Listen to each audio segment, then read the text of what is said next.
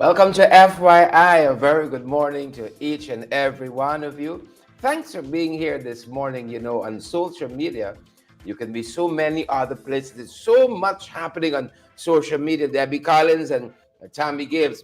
There's so much happening. We're so grateful that you guys are always here with us. Thank you so much for that, Debbie and Tammy Gibbs, Debbie Collins. That is good to have you here with us this morning, and all the other folks. Vanilla Garnett has just joined us. All the other folks who are joining us this morning, we're happy that you guys are here. It is the first day of February. Believe it or not. Yep. The time has gone, folks. We got to keep moving with it or you're going to be left behind. We got to keep moving too. So as you come on this morning, we crave your indulgence to share the live and smash that emoji button as well, folks. A lot happening in this country and a lot happening in education as well. Yep. Budget 2024, biggest budget ever. But are we going to fix some problems? Every budget up until now, since the People's Progressive Party Civic has come in, they've touted as the biggest budget ever. But are we getting the returns? Are we getting the returns, folks, in the education sector? When you look around, Correctus, Chamberlain, Richmond, are we getting the returns for it? Biggest budget ever. We seen any different, Lisa Remy, in what's happening? Folks, if you're now joining us, welcome to our broadcast. For your information, FYI, it is February 1st. Folks, Thursday, February 1st. A good weather outside, quote unquote, good weather. The Sahara has come to us. As they say, you can't go to the Sahara will come to you. We're dealing with that dust plume, that dust cloud, however you want to characterize it. Lyndon Gill, we see you with us, joining us, I think, on Facebook. Thanks for being here with us. Lyndon Gill, Tessa G, and Lennox Anderson. Lola Greenwich, good to see you as well. Oh, we got a full plate this morning. How you guys are doing out there? We crave your indulgence as per normal. Gloria Chester, to share the life. I started the morning so early. I'm at the bottom of my cup of coffee, and I hope one of the guys will be so great as to pour the eye another cup. I'm at the bottom of my first cup of coffee for the morning. Shamila Simeon Carter, all the way from Kokwani. Good to have you on with us. Loretta Argyle is here as well. Great to see you. Loretta Mark Allman is here. Oh, these are, you call them foundational people. They've been here a long time. Good to have you guys on the live again this morning. It is February, folks. Yes, the MASH month. Also, February 4th. February. Yep. Monday. You see a strike is on. That seems to be happening on Monday. Teacher strike. You got that at the Ghana Public Service Cooperative Credit Union. They have an election, an internal, supposed to have a special general meeting on Monday to elect new leadership under court order. But the folks down there at the Ghana Public Service Cooperative Credit Union don't seem to be taking the court too serious at all. So we got a couple things for the in this. We got a couple things, folks. If it doesn't cost you anything, why don't you tag a friend? Tag a friend. We want as many people to get valid and credible information. If it doesn't cost you anything and you find some value yet in our broadcast, in our programs that brings you back here day after day, we crave your indulgence to share the live and smash that emoji button. That sells to the algorithm. I give you all some homework in case you don't know what that is. We don't know everything. I don't know everything. God damn it. I don't know everything. If you don't know what the algorithm is, you got a little homework. Please and thank you. You got a little homework. But it says to the algorithm, it's the science behind social media. Something happening here. Look, a couple of hundred folks are already listening in. Let's push this out to more people. That's what it says to the algorithm. When it sees you sharing it, the all-knowing algorithm, when it sees you smashing that emoji button, something there you saw. And the algorithm kicks in and starts to share it out as well. Folks, how are you all doing? last month, remember I told you all I was suffering badly in my reading. I gotta get my glasses. That's one of the things I'm top of my agenda for this year. I gotta get my glasses, my glosses. I gotta look that after. And I've been suffering terribly with my reading over the past few years, going back. And so I switched it up a little bit to the audiobooks. Switched it up to the audiobooks. I did 4 audiobooks last month. Very happy with myself. How are you guys doing? And I started another book, finished one last evening, and started another one. And I'm so happy I'm picking up on my reading. What are you guys doing? How have you guys been? How was February? Greeting you guys, Over the weekend, I'm going to be looking back at my month. Over this weekend, I'm going to be looking back at January. The things I got right, I want to do more of that. The things I got wrong, I want to do less of that, So I'm not waiting. I'm going to tweak. Correct course, and we go again. Folks. How are you guys doing? How are you guys going to be challenging yourselves this new month? Don't wait till here and look back at resolutions and say, I should have done this, I should have done that. Take it on now, Altia Galloway, Rastaman, and all the other folks joining us today. We're happy to have you folks on with us. And we got a number of things to get through. Number of things to get through, folks. I got a butter there. I got a honey there. Rastaman, Gisela, Roman, Camille Cox. How are you doing? Guys, it's so great. I look forward to this time with you guys in the morning. And things get so hectic at our end, trying to curate the news, the information, the infotainment for you guys. We come on a couple minutes late, but I'm working, you can't believe it, in a big way, bigly. I'm working bigly to correct that. I want to start 8 o'clock, plumb like that. We want to bring some more people on to help us to lift up this thing and carry it forward, folks. I was happy to have the folks from the Guyana Cooperative Public Service Union last evening with us. We had Mahela and we had who are the other folks? Jada, and we had Marlon on with us, talking to us about the union and this very important special general meeting they have coming up. And we're going to post that interview separately so that you guys can watch it on demand whenever you want. That's what we're doing. On demand. It's always there. You guys just got to go and click and watch it in your own time. We're going to post it separately. Nigel Hector, we see you there as well, folks. There's a lot happening out here this morning. There's a lot happening. What's happening in education? My God. The things we're seeing out there. Paulette Barnes and Debbie Collins.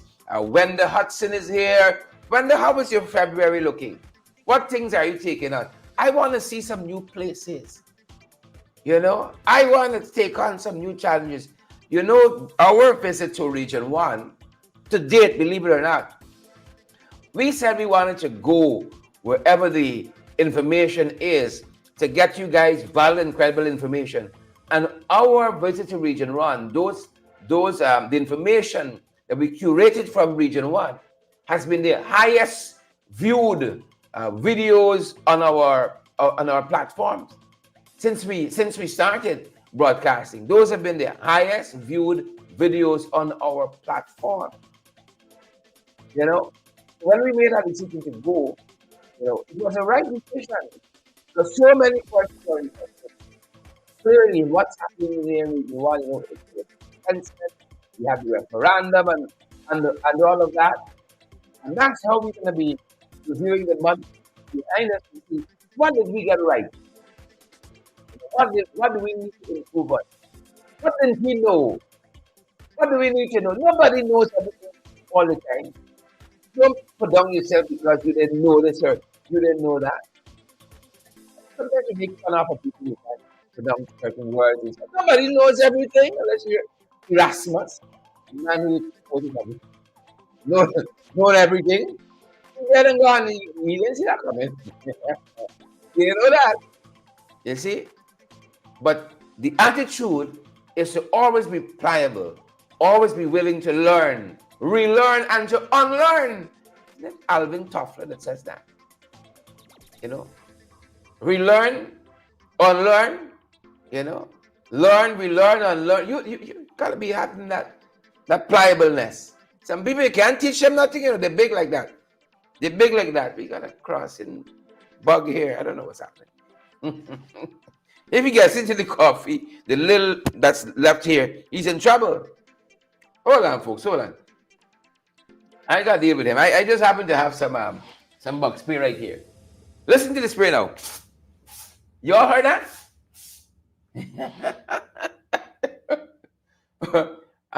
The brand for the bug spray, they didn't send us anything, so we ain't just advertising them like that.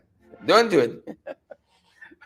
Folks, where I'm a little close there. Oh, I'm a little up close and personal. Social media got me in your face, but a big like, wow. Lou and Hall, don't come wrong. We funny. We always strapped, and ready, prepared for any eventualities. They always ask me, why my parliamentary bag so big? I prepare for any eventualities. Every little thing in there. They hold me hostage. I got a sandwich. I got half canister coffee. I got my toothbrush, little toothpaste, a little rack to dry wipe. You're not gonna catch me unawares. Don't do it. I got my little beacon. They bury me on the ground. I got my little thing. I said, buy my things. You're gonna catch me unawares. Folks, how are you guys doing? It's such a privilege to be here with you guys this morning. Marcy Hagar, I love to see when you're laughing. Vanessa De Silva, I've done something right for the day. That's something to put a smile on somebody's faces. I'm doing better than the PPP, I can tell you that.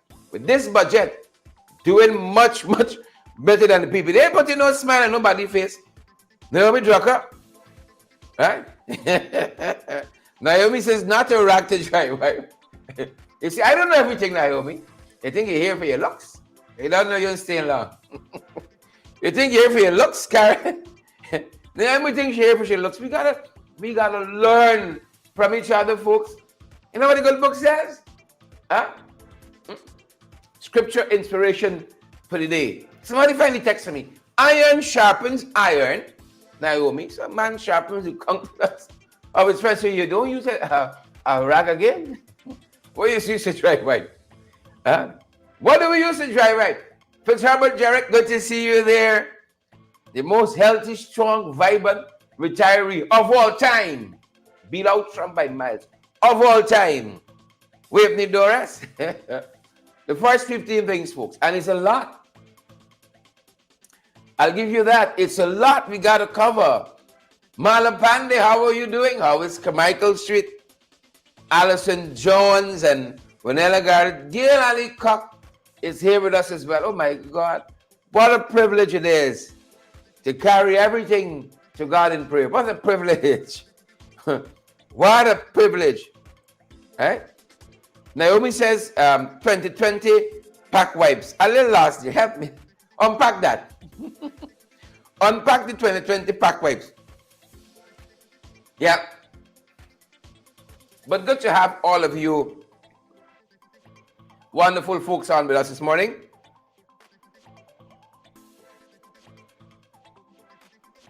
Good to have all of you on with us this morning.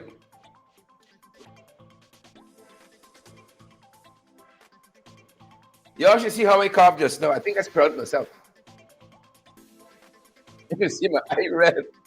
Call timeline 2. You know what's happening if you see my eyes a little red.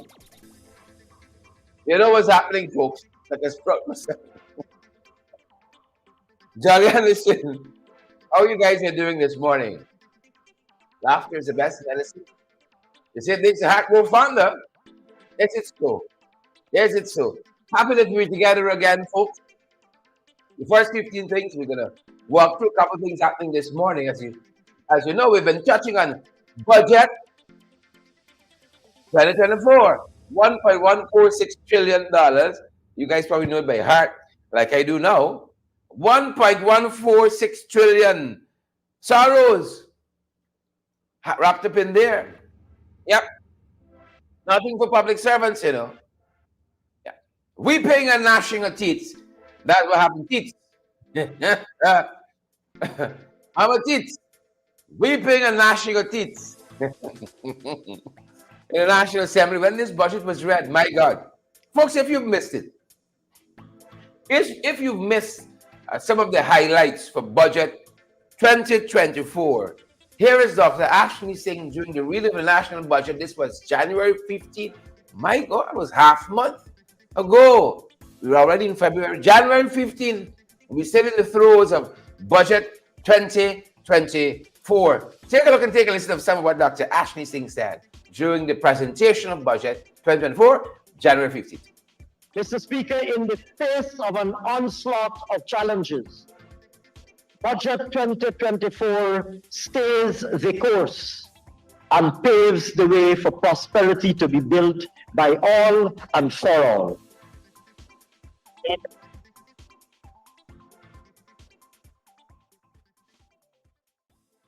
Mr. Speaker, if we were to dissect Budget 2024, it comprises allocations totaling $121.4 billion for wages and salaries for central government employees, including a salary increase that will be announced later this year. It includes an allocation of $40.7 billion for late pensioners and public assistance beneficiaries.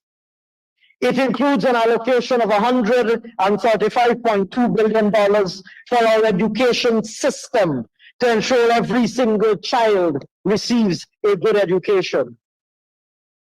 Incidentally, that includes over $9 billion worth of Because We Care and uniform cash grants alone.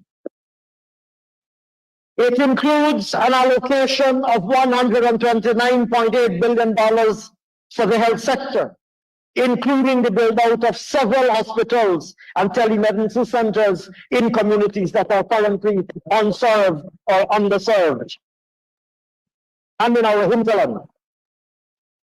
It includes an allocation of $204.1 billion to upgrade and expand our roads and bridges and transport infrastructure, laying the foundation for long-term economic growth,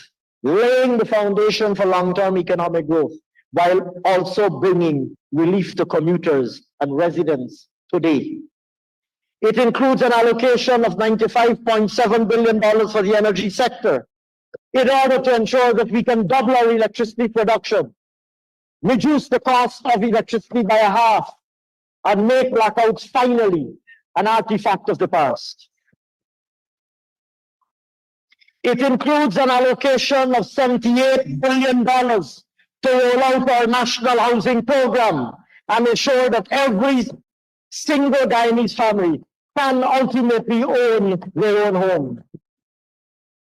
It includes an allocation of $72.3 billion to finance the upgrade of our D&I infrastructure so that we can grow sufficient food and reduce the risk of flooding, both in farms and in homes. Mr. Speaker, this is Budget 2024, a budget that will improve the lives of each and every single Guyanese citizen. Speaker, again, entirely financed by no new taxes. Budget 2024 is 46.6% larger than Budget 2023 and totals $1.146 trillion Guyana dollars. The biggest budget ever and exceeding the $1 trillion mark for the very first time in our country's history. Mr. Speaker. Welcome back. That was Dr. Ashwini Kumar Singh, the Minister within the Office of the President with responsibility for finance, and that is qualitatively different than the Minister of Finance, substantively. Qualitatively different. And that was an overview of some of the offerings of Budget 2024, as you heard there, and as they want to say, love to say, and they are exhilarated to say it's the biggest budget ever. But since we've heard the delivery of that budget, the presentation, the reading of that budget, folks have been in dismay. Folks are very upset and angry. I dare say that is little in it for public servants. And there's an interesting letter by one E.B. John in today's Tabuk News, in the dailies. And the head of that letter is that the framers of budget, of the 2024 budget, did not focus on updating public service salary. And that's been a major contention here. They say something is in there for workers, but they never tell you how much. And then you have to suffer all year long with the high cost of living out there that is more than double since the government took office on August 2nd. You have to wait till around November, December, as though it's a gift, an increase in salary. The last two combined total 6.5 in a $1.146 trillion economy. Folks got a problem with that. Folks got a problem with that. There's not enough in the social safety net that captures those who are most vulnerable. You know what a lot of people in this country think as well? That every month, independent of the government, of a handout, of going to Suhaway and put a mala around somebody's neck, you should hear in your bank account, cha-ching, $1 million per family. We hear about all of this oil that is pumping and this FPSO meeting full capacity. But we don't see that reflected in our lives. And that is one of the contentions of this letter writer, one E.B. John. One of the things that he noted is that teachers, for instance, don't have a great say in their own remuneration. The teachers' union is not engaged for a better package for those who fall under its leadership. The government doesn't like that. Another thing E.B. John hits at in this letter, you have some time to read it. Another piece of homework for you is the cash grants handout. He hits at the fact that there are no real performance standards to go by. He said the reasons being compensation, whether for public servants or teachers, is no longer earned. And then he talks about in this system, a lot of political appointments. And at any reference of the concept of increments, in incremental increases, is lost in us. And an interesting point that E.B. John makes in this letter to the editor today is that there is hardly any comparability between Guyana's government employees and their CARICOM counterparts. The treatment, the scale, the remuneration, the benefits, incomparable, E.B. John says. And this is required reading almost, as he analyzes, and I take it from the point of a citizen, a layman, looking at the system and saying, hey, what about this? What about this other view? You must hear the other side. That's an important principle that I learned while I was studying law at the undergraduate level, while I was reading for my LLB, my Bachelor's of Laws degree at the University of Guyana. Hear the other side. That's an important part, an important principle in natural justice. Don't only listen to your own side, but hear the other side. And I would dare qualify to say, listen to the other side, because we appreciate there's a qualitative difference between hearing and listening. They might be hearing us, but they're not listening. A lot of people are here to respond, but they're not internalizing. And so E.B. John's letter struck me like that. I want to hear what citizens are saying. How are they engaging this budget? And what does the budget mean for them in the light of their own living standard and their aspirations as well? And so, folks, I would recommend it as required reading. But he did talk there about what's happening with our teachers, and that government seem very reluctant to engage the union. And we have seen this government stumble so much where it concerns education. As a matter of fact, there was a very strong column, I think was Peeping Tom, or it was an editorial in Kaichor News. I know it was Kaichor News in particular, whether the column or the editorial, that said that Priya Manachan should not even be there, that her previous stint as education minister was uninspiring, and we may have taken several steps back and didn't know why, couldn't rationalize that editorial column, why Priya Manachan would be placed back there. Case in point, the North Remvelt Multilateral School, a huge portion of it was razed to the ground. Months ago, it took them a long time to even get to signing a contract for the reconstruction of that huge portion of it. And we know, as parents tell us, students are suffering there under some intense circumstances, because now you have more than 1/3 of the school missing, razed to the ground by that fire. And now that population having to share a space, or rather share a even smaller piece of real estate there. They're cramped.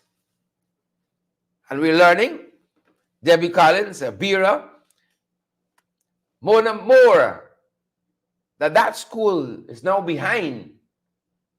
The project there, the reconstruction of the North Remvelt Multilateral School, is behind. And we see this in so many projects undertaken. They could hardly spend the money from last year's budget. And now we're almost tripling it. They don't have the capacity. That's what folks are saying. To expend that kind of money. To give oversight and supervision to all of these projects that they're trying to undertake simultaneously. And so an important project, a front burner project, like the North Remvelt Multilateral School, which was elevated to an A-list school in the last 5-7 years, is now falling behind. And again, if this was just an isolated incident, that was one thing. Pialicok, Wendell Hudson, Olumba Ines, Marcia Jackman. If it was just one project, one construction site, but so many other projects, why should a project like this fall behind? Quite recently, I had the privilege of going to Region 9. And I love the fact that I was able to go with ASL's Beechcraft. I hate the smaller rickety plane hitting all of those clouds. But the Beechcraft soars way above the clouds. It's a much smoother ride. I love to be somewhere new and different and exciting, but I hate the travel to get there. I despise the travel. But as we were going around, looking at different things happening in Region 9, I was so happy that folks like MP Vincent Henry, Member of Parliament Vincent Henry, and team there from Region 9 took me several places. You know, one of the places I visited was Karasabai. Karasabai is in need of a new secondary school. That project is stalled. That project is stalled. And one of the persons we spoke with on the ground there said, you know, there's a shortage of material. There is a shortage of material. Yep. And this is only one of the many projects, Marcia Jackman, Roxanne Aaron, Whitney Doris, that we see. So, in North Remvelt Multilateral School, that's behind schedule. We're seeing also Karasabai Secondary School, the project is stalled. And we did tell you, while we were in Region 9, the Parara Bridge, that project is also stalled. And folks, we're only pulling out a couple to make the point. We can rattle off at least 100, 150 projects that are stalled. But the focus this morning, the focus here is on education. And what's happening in education? What's going to happen with those kids at Karasabai? And the kids at North Remvelt Multilateral Secondary School, right here in the city, They're already cramped. So much happening out there, folks. And then when we look around the corner at Bartica, we were shocked to see at one of the schools there, a very, very innovative, very, very innovative kind of operation where you're inside the school, but you're outside at the same time. We saw it was raining at this school in Bartica, and kids were sheltering under umbrellas simultaneously. Sheltering under umbrellas simultaneously. Well, I can tell you, I just spilled the coffee. Yeah?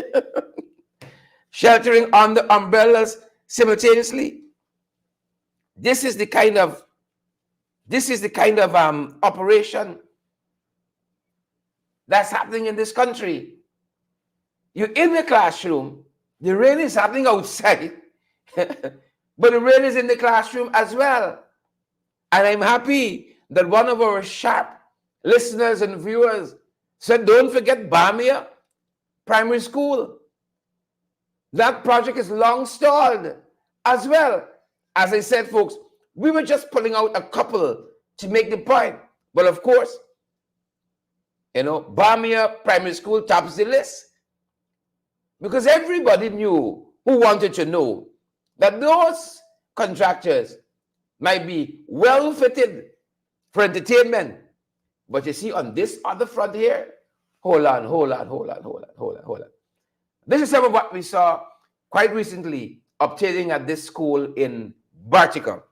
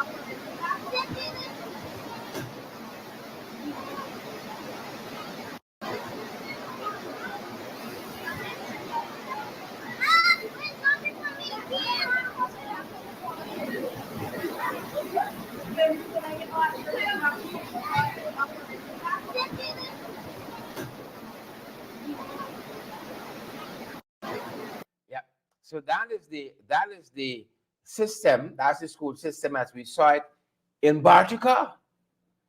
What's happening? What's happening? We plucked out Karasabai Secondary, North Ramvel Secondary, this primary school in Bartica. You see the picture? This is nationally. This is nationally. 3.5 years in. August 2nd will make 4 years since the government is in.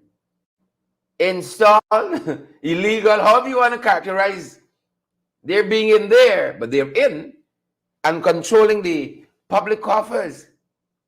And we got this innovative situation at Bartica. Karasabai stall, North Ramvel multilateral stall, and we have the money. We're an affluent country, opulent and affluent, filthy rich country. And that's why folks can get a contract as, for whatever reason it is, and it's stalled. Nobody's concerned what's happening with Bamia. It doesn't even make the Auditor General's report. That's the good governance we have operating in this country. Isn't that sad, folks? What's happening? I'm just giving you a snapshot of education. Just a snapshot. And before we head there, because a lot of things they ain't telling us about. Before we head there, look at some other things that are happening. There's a strike, as we said when we started. Teachers are not satisfied with what's happening in the education sector, especially as it pertains to their wages and salary, their remuneration. Some of the teachers don't get wages. Well, their salaries. Oh, I hope you're satisfied now. And overnight, we saw the chief executive officer, the chief education officer, the Ministry of Education. We saw some circulars in circulation, and one issue dealt with was the fact that this strike was illegal, is illegal according to them, quote unquote. They're contending that the strike, the planned strike for Monday is illegal. And then another issue that was dealt with,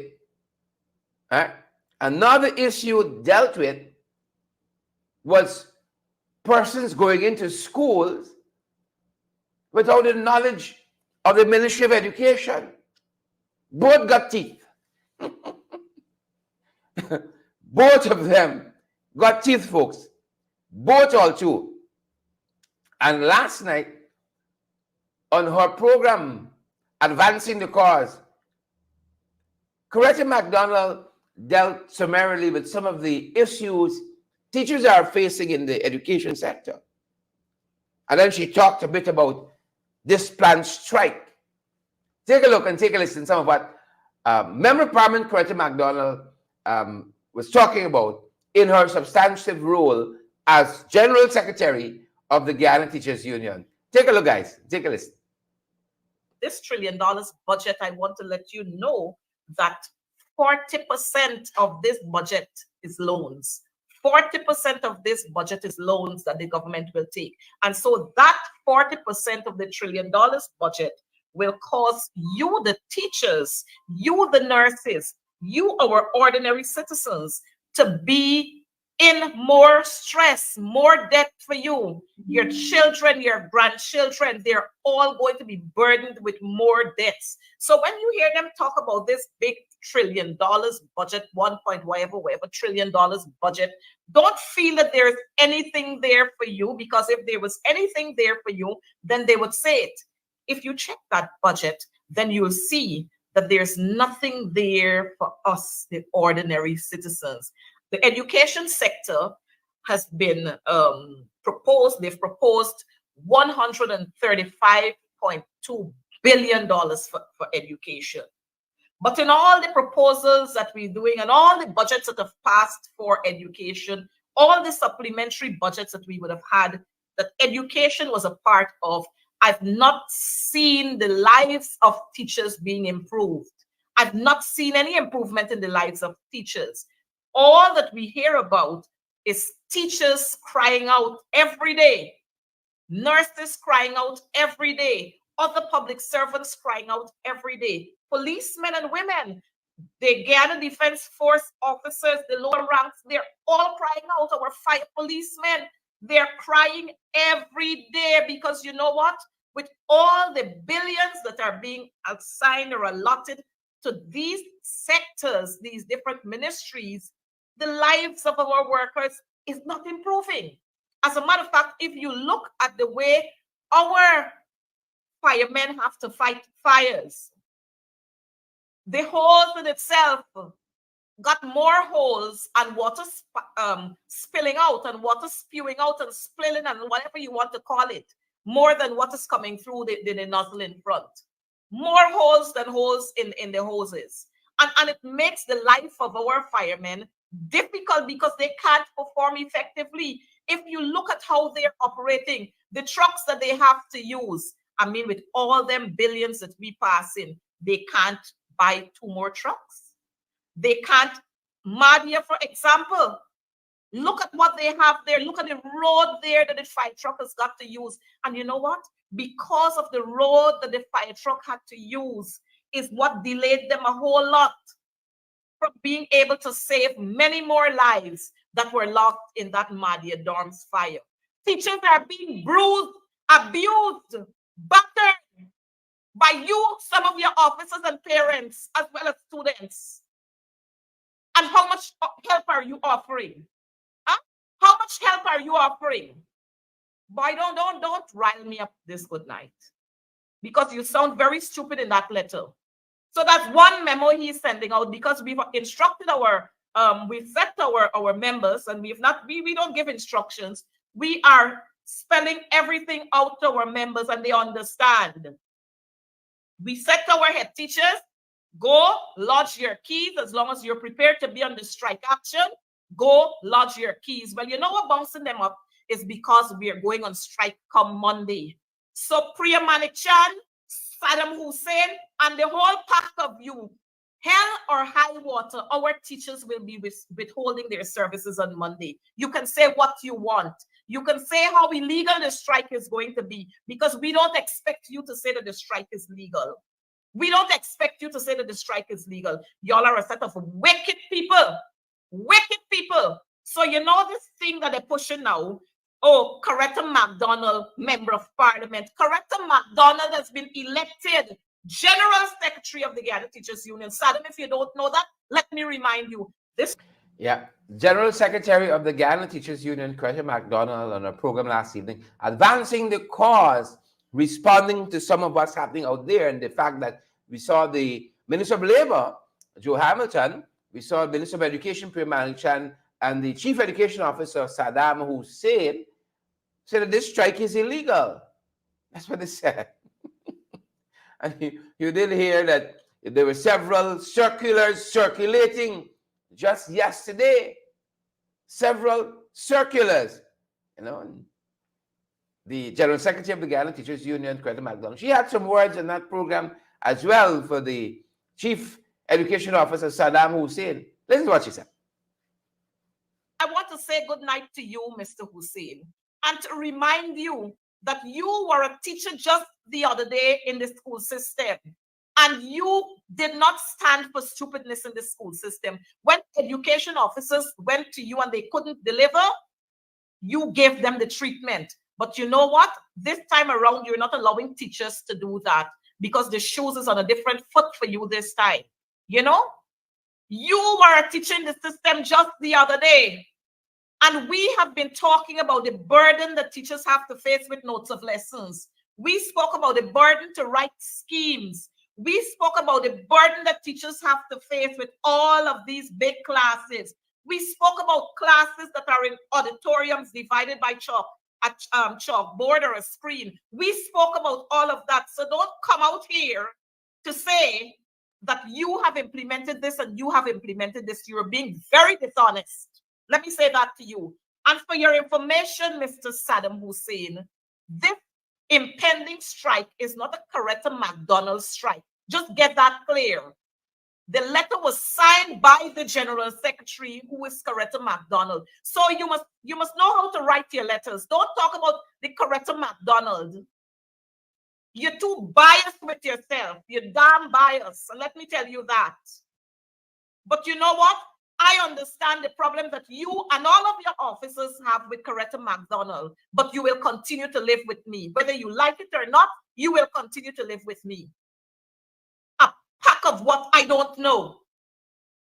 So Mr. Saddam Hussein sends out there 3 circulars. 3 in 3 days. 3 circulars. One I just saw with him saying to teachers and head teachers and deputies and senior leadership team and ordinary teachers, saying to them that the ministry, GTU submitted, I think it's 44 proposal, and the Ministry of Education would have already dealt with 25. You said that. I saw that in the notice there. And he went on to say, look how these people are malicious with themselves, that there are 2 proposals there that will only benefit GTU and GTU executive. Put the proposals out there. You put them out there. The only asking that we've asked, and we've been asking that from since 2006, and it happened before, where we asked that the president and the general secretary be released full-time. That's what we ask you for. So you tell me what is benefiting officers of the union. Don't run around this place trying to cause discord among our members, because you will not succeed. Yep. Again, General Secretary of the Ghana Teachers Union, Coretta MacDonald, who's also a member of Parliament, wading through some of those issues with the Ministry of Education saying that the impending strike for Monday, February 7th, is illegal, right? Wading into that. Yep. Wading into that. And you know, folks, one of the circulars we saw yesterday as well says that folks have been going into schools illegally. That's what that circular said. Waveney Dores, folks have been going into schools illegally. And many saw this as an attack on the Mohammeds, who do a lot of charitable work, being the lovely folks that they are, wanting to give back to the community and communities that have given them so much. A lot of folks on social media saw this as an attack on the Mohammeds. Waveney Doris, Cher Pancham, Forbes Meduse, Rishi, and others as an attack on the Mohammeds. Well, you know, Asruddin got it locked. Don't come wrong him funny. And the Team Mohammed yesterday responded to this circular put out by the ministry that you gotta get permission to go into schools to help. And folks are wondering, that school there in Bartica, who do you contact to help the kids in that innovative situation where you're outside, but you're inside all at once? It's raining outside the classroom and inside at the same time. Who do you contact for that? So we've been watching the unfolding of T. Mohammed's versus Prayer and Company. We've been watching this, and as I said, folks, the Mohammeds put out a statement yesterday concerning what they saw. This circular, folks. Yep, it's a lot happening. It's a lot happening, and we're just trying to keep you guys up to speed with all of it. Folks, here's some of what T. Mohammed said in that Facebook post on their official page, T. Mohammed's. Listen to this. T. Mohammed's versus Prayer Management and Company. Dear respected followers, he's talking to me there. Dear respected followers, as always, listen. The unexpected in life. Always expect the unexpected in life. I tried not to respond to issues I find unimportant, except sometimes when it becomes necessary. I am referring to the Minister of Education second draconian circular. Yeah, draconian circular. Asruddin Mohammed says, Priya shared a 20+ relationship with us as our lawyer, a friend. She's fully aware of our generosity and social responsibility. That's what T. Mohammed's saying in this letter on their Facebook page. She'd know how we roll. It must be made lucidly clear, according to T. Mohammed, that at no time I went to a school or reached teachers or students without receiving prior approval. My father has been a PTSA chairman for several years, and at no time he sought or received permission from the Ministry of Education to solicit donations from corporate Guyana for the development of the school or student welfare. While it may have been a policy, it was dormant and only reactivated now. Why only for me? Asruddin Mohammed questions. While it may have been a policy, it was dormant and only reactivated now. He says, why only for me in this one Guyana? T. Mohammed's objective, the statement reads, is to make people happy, offer inspiration, and put a smile on their faces, as they do. The minister and all of us who are inspirational and are in a position of authority must understand that the ceramic goal, the ceramic gold-rimmed teacup doesn't belong to us. My God. I had to underline that. The ceramic gold-rimmed teacup doesn't belong to us. It is our position. It's for our position, rather. That ceramic gold-rimmed teacup. It is for our position, and it can leave us, or we leave it. Fascinating writing. All we are worth as human beings is equal to a disposable styrofoam cup. All we as human beings are equal to is a disposable styrofoam cup. Life has twists and turns, as Rodin says. We need to take notice and be cognizant of that fact. And finally, the post reads, we will continue to be steadfast, the Mohammeds, in our support and assistance for the poor, needy, destitute, and also continue to put a smile on these children's faces during the festive season. No one will stop me from assisting my fellow citizens. No one will stop me from assisting my fellow citizens, folks. Folks, here is where we are. Again in 2024, this $1 trillion economy. Yeah. We're going to be watching the developments on that front. So here is the Ministry of Education, the PP government. They're fighting the Ghana Teachers Union on one hand. They're fighting the Mohammeds on the next hand. The last man standing. Wow. Filled with intrigue. Filled with intrigue. That's going to do it for us at this end, folks. We're going to see you guys back here in the next broadcast. Yeah. It's a lot happening.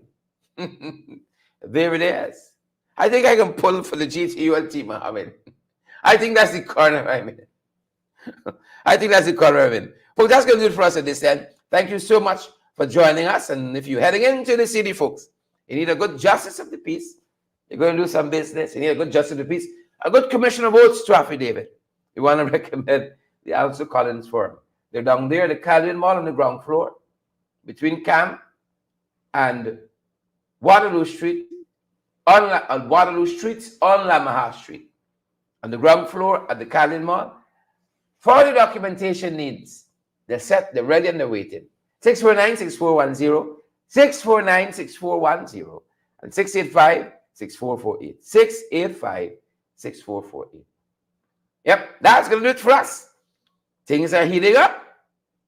Things are heating up. I ain't only talking about that plume, that cloud of Saharan dust. Things are heating up, folks. Yeah. Looking forward for round 2. That's going to do it for us this morning. Have a fantastic rest of the day, folks. Pace and power. Stay well. That's our time. That's our program. Stay safe, folks. Whitney Doris, and I see Marcia Jackman is here with us, and Joel Ward and Lyndon Gill, Neon Harding, Magnet Barrow, Brenda Moore, Amanda Delson, Yolanda Thomas, Melanie Adams, Cheryl Pancham, and we have also Forbes Bejus. Thanks for joining us. Stay safe.